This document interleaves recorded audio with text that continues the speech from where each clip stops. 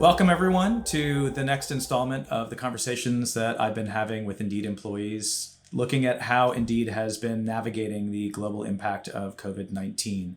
Today is April 9th, and we are on day 37 of our global work from home. And we know that there are thousands of businesses all over the world that are facing a lot of the challenges that we've been through, and thought that it might be helpful to share some of our experiences that we've learned along the way. So today, I'm very happy to have along with us Sherrie Nguyen, our Senior Manager of Product Marketing for SMB at Indeed. Sherrie, thanks for joining me. Thanks so much for having me, Chris. Great. Well, let's start where I like to start with everyone, which is just how are you doing today? How are things at your house? How are things with your family? Appreciate you asking. I feel like it changes every day. Today I'm feeling really good. My husband just made me a home cooked meal and we had lunch together, which was so nice. But on most days, I feel like I vacillate between feelings of joy like that and then just massive overwhelm. This situation has brought a lot of uncertainty and undue stress, as it has for everybody. But the silver lining, like I mentioned, is being able to have lunch with my husband, my daughter every day, and going on family walks. And that's not always a norm for us daily. So it's teaching me to slow down and really savor what's important, which is my family and our health. My husband also lost his job right when all this started because he worked in travel. He worked for a travel startup and they let go half of their company. So it's been a tough situation for me because now I'm the primary breadwinner and sole provider for our family during an uncertain time in our economy. And that stays in the back of my head all the time. I'm really grateful for my job. I'm grateful for Indeed's support and just the response through all this. And I'm really thankful to actually witness my husband being an incredible stay-at-home dad. I thought I would never see that, but he's really thriving, and so is my daughter as a result.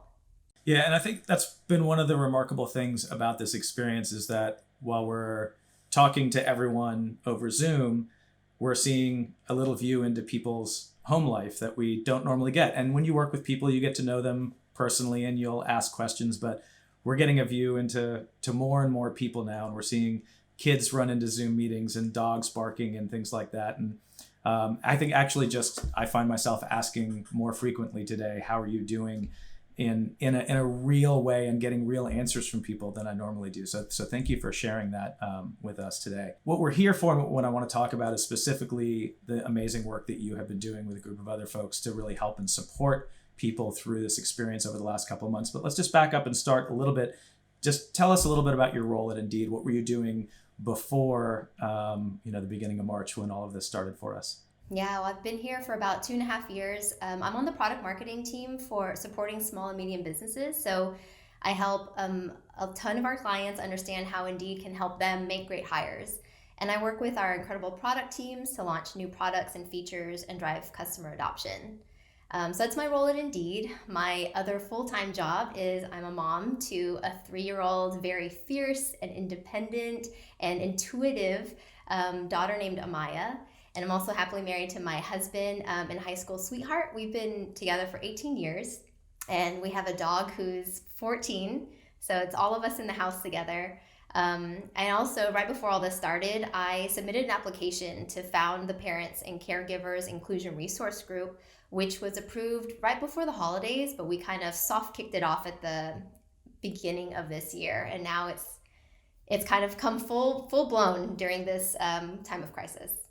That's a great segue. So diversity, inclusion, and belonging is one of the core values at Indeed. And one of the many ways that we support that is through these inclusion resource groups, which have been around for a few years now at Indeed. The new one that you just started around parents and caregivers is our 10th inclusion resource group, or IRG. Can you just share a little bit around what was going on within Indeed that and your personal life that motivated you to say this was the next thing that we think that Indeed should dedicate time and resources to helping support our employees?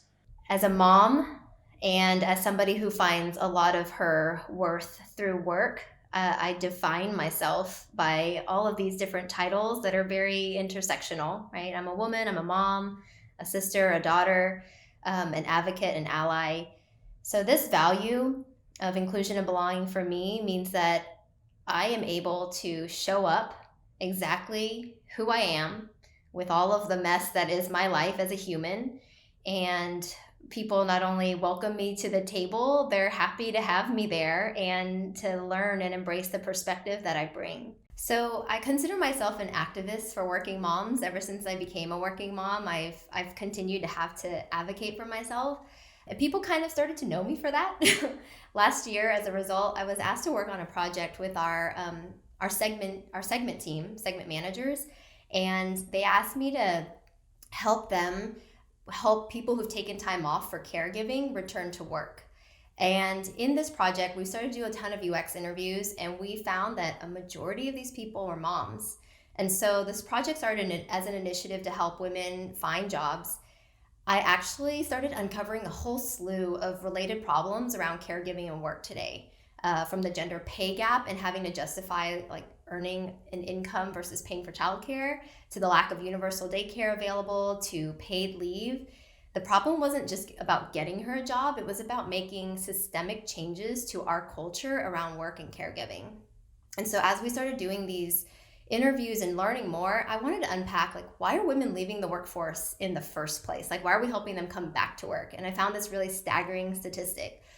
43% of working women in STEM leave their jobs when they have kids. And most women said they would have continued working if they had more flexibility in their jobs. So I wanted to kind of gut check myself with Indeed parents and see how they felt. And I started talking to them via Slack, hearing their stories, and then, my own experiences. And I have to constantly practice discipline and setting boundaries for work so I don't lose out on significant time with my family. That means like turning down happy hours, or sometimes when vendors are in town, I don't want to go to dinner but have to suck it up. It's like constantly balancing things like that. And I feel like I have to work harder to be seen as valuable or productive now that I'm a parent. That's just my personal feeling. But I actually had a ton of flexibility and a really great relationship with my manager. So what I started learning was it wasn't always consistent between expectations for team members in certain departments and then just their personal relationship and what they were comfortable sharing with their managers to try to ask for these things. So as I heard more and more personal stories of work-life conflict, I just knew parents and caregivers needed some advocacy. And it led me to believe, to learn something critical. I don't like the idea of work-life balance. And I think there's no end game to it, because the connotation is there's always this two conflicting priorities. It's either work or it's life, and you have to keep them in balance. I really want Indeed to consider this idea of work-life integration, which is what we're living right now, right? Like employees feeling empowered to present their whole selves authentically, to show the messy room, to show their kids without fear of bias. And I really wanted to advocate with this IRG for things like longer and equal paid leave, financial support for childcare, flexible work from home policies, regardless of department or role. And then the COVID-19 pandemic struck, and all of these issues came rushing to the forefront. So I guess you could say, be careful what you wish for.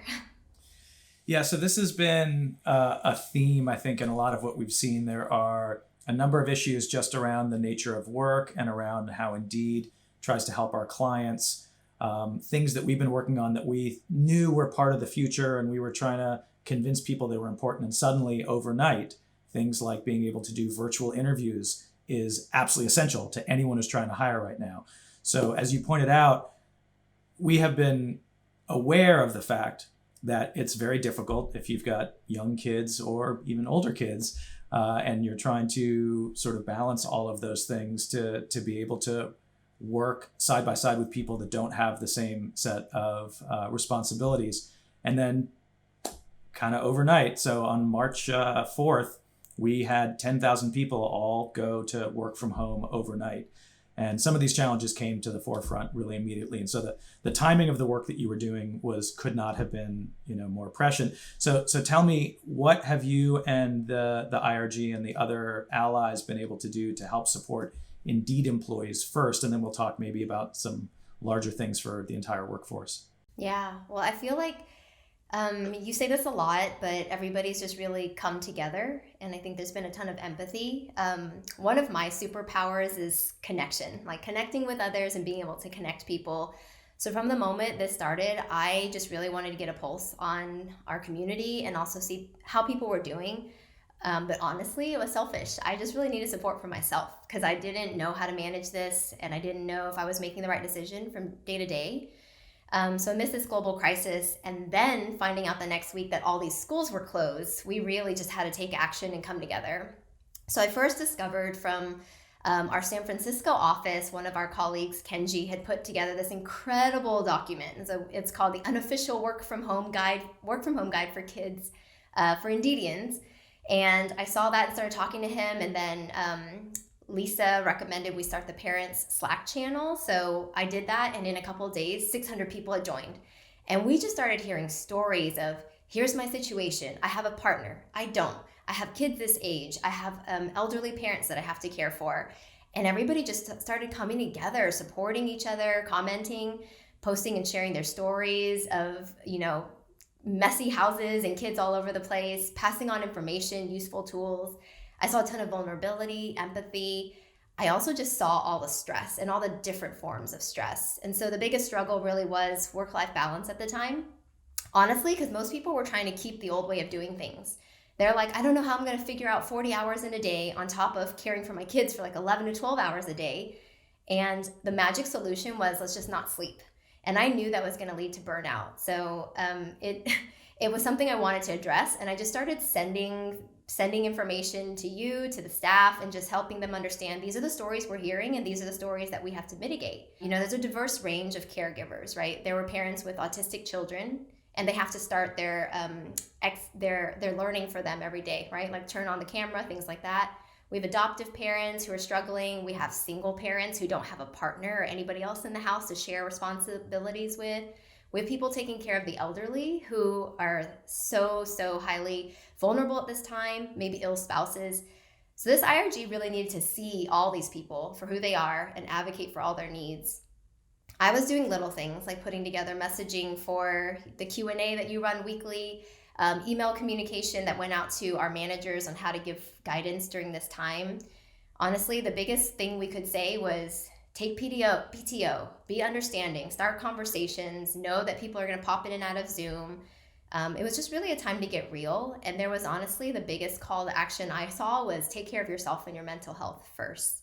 So we've been trying to do that just by supporting each other. We have been at this now for a little while, and we've seen some of the things. There's the how do you make the shift overnight, but then some of these things start to sink in over time. It's one thing to say, what can we do for a couple of weeks? Now we don't know if we're settling into a new normal for something that could last several months. We don't know what's going to happen over the summer when kids might not be in school, but they're going to need other activities. What do you think that parents and caregivers need from their employers just everywhere right now? I'd say the top thing is empathy. It's reassurance. It's reassurance that we are. I guess it's too much to say like it's going to be okay is a thing, but it's maybe just knowing I'm here to help you and we're here to support each other, and that we're all going through the same thing, even though we may have different circumstances. So we all deserve a little bit more empathy. I think we need a little bit of trust and autonomy too to kind of make hard calls like what should I stop working on so that I'm only focused on what's critical. And then we need the flexibility to set and reset our schedules, sometimes weekly, sometimes even daily. I would say we need consistent check-ins from our managers. Right now when you can't physically see someone and say you're looking kind of down today, you have to reach out, right? It takes over communication, a little bit more effort. And it takes each person practicing some vulnerability to speak up and say, I need help. We also need to feel empowered to care for our children during this scary time, because that's really what's most important, right? It's like normalizing this new situation, which takes a lot of patience and a lot of being present with them. Mostly, I just think our leaders and our colleagues need to really live our value of diversity, inclusion, and belonging at this time, because for those of us specifically managing this crisis with kids at home, we just need a strong sense of community now more than ever, and we need to feel seen. So of all of the different challenges, what do you think is the hardest part right now of being a working parent with young kids at home? Every night when I tuck my daughter into bed, she tells me that she's scared, and that's incredibly hard to hear. She says she's scared of ghosts and monsters, and I'm usually like, she says Halloween things. I'm like, oh my God, we're so far from Halloween. Like, why are you thinking about that? But it's the cover up to the reality. So I ask her, are you scared because you're not in school anymore due to coronavirus? Is it because you miss your friends and your teachers and you can't see your family? And she says, yes. So the hardest part for me is that I have to hear this and I feel the same way. And I have to tell her she's secure and she's safe and she's protected. And I have to repeat that daily. That's really the hardest thing, is to try to guarantee what you can't in a world that's so uncertain. But my only guarantee to her is that I'm here for her. And that's the crux of this whole work-life integration, right? Is that I can't guarantee that to her and the other minute turn around and say I'm too busy doing other things. That is my priority, and that's what's been the hardest thing. I have two girls who are 22 and 24, and it's actually not that different. They're not having worried about nightmares. But my youngest daughter, who's 22, just graduated from college in December and literally entered the workforce in the beginning of February, moved to Los Angeles to pursue a career, and lost her temporary job in March when all of this went down, and is back home now and has no idea what her future is going to look like right now. And I think helping people navigate through that uncertainty is really challenging, especially when we're all experiencing uncertainty at the same time too. So what advice do you have for other working parents, and what are the things that just personally for you are working as strategies? There's this saying that parents always pass around and joke about. It's doing it all, having it all. And so I'll say, like, you can't do it all, and don't even try. Your top priority right now is your health, your mental health, your physical health, and your family's safety. So utmost importance, top of the list. I mentioned my husband isn't working right now, so he's a full-time stay-at-home dad, but he needs a mental break because full-time caregiving was not his norm. And I also want that time to help normalize the situation for my daughter and to really be there for her. I think that could change if he gets a job. So he's a software engineer, and he might actually get a job during this time, and then I would have to make those changes again.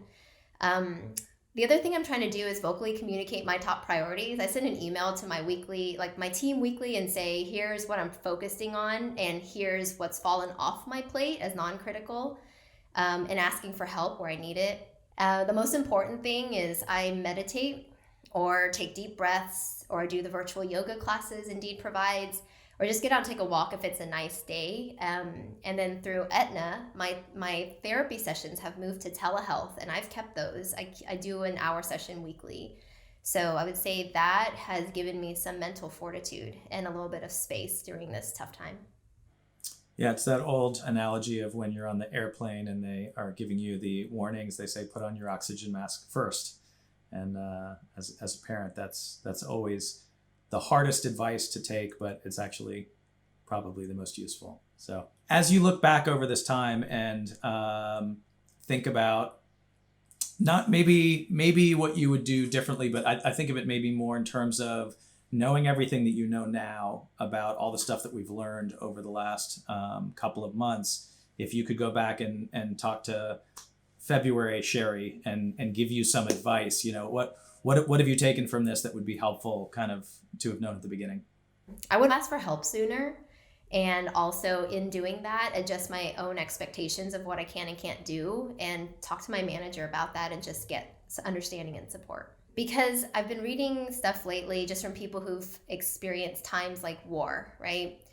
And there's a necessity to create space to accept and process the current situation. Because what I think happened to me is I immediately went into work productivity mode, and then I just distracted myself from dealing with reality until a couple weeks later, where I was already feeling stressed in so many other ways, and then everything caught up to me. And so I would have used that time to work on my mental health. So one common theme in a lot of the conversations we've been having is that there are a set of things that are happening because of this crisis that are really just not great, and we're looking forward for this to all be over so we can get back to whatever we think normal life looks like. But there's a set of things also that we've been forced into that are giving us new perspective and new ideas about how we might work and live. What are the things that you think in terms of what has changed, from your thinking and how you want to be in work moving forward? I think everything has changed. I mean, what I've realized through this is there's been a long time crisis of parents and caregivers that's come to the forefront that really no one can ignore now. Things like universal childcare and paid leave, we're just seeing it across all types of businesses and across all spectrums. You know, the reality for parents and caregivers is that we face these small little crises all the time. You know, with school hours, they end at 3 and the workday doesn't. With holidays, with summers, when somebody falls ill, like your parent, even a sick day. When there's no childcare, people have always had to juggle work and caregiving, and oftentimes there's a trade-off between the two. So I have a fear that we revert to our old ways, where we feel a little bit more disconnected to ourselves and our ability to make good decisions. Also, just kind of being caught in a frenzy, like everything is important and then nothing is, right? I think this virus is showing us that our old way of living is unsustainable. And so I don't want to forget these lessons. I want to make sure we practice and we support each other to continue integrating work and life going forward. Well, Sherrie, thank you so much, obviously for the time today, but really for everything that you do for Indeed, both in your day job and in this role in helping get this IRG off the ground. It's been really one of the most profound, I think, illustrations of why we need to do the work that we're doing around diversity, inclusion, and belonging. We had this immediate overnight change that really disproportionately affected one part of our company, and to be able to have a group of people who can help raise awareness around those issues, but then also really just create the support network. And it doesn't in any way mean that we as leaders abdicate responsibility for doing that as well, but to see how quickly the groundswell of grassroots support for all of the people who are going through these challenging experiences at the same time. It was really amazing just to see how everyone was able to lift each other up, and yeah, that concept of we're all in this together. I mean, that really is the answer that we've seen just so beautifully play out here. So thank you so much again for everything that you have been doing. It's just it's been really amazing. Thank you. Thanks so much for your support, Chris.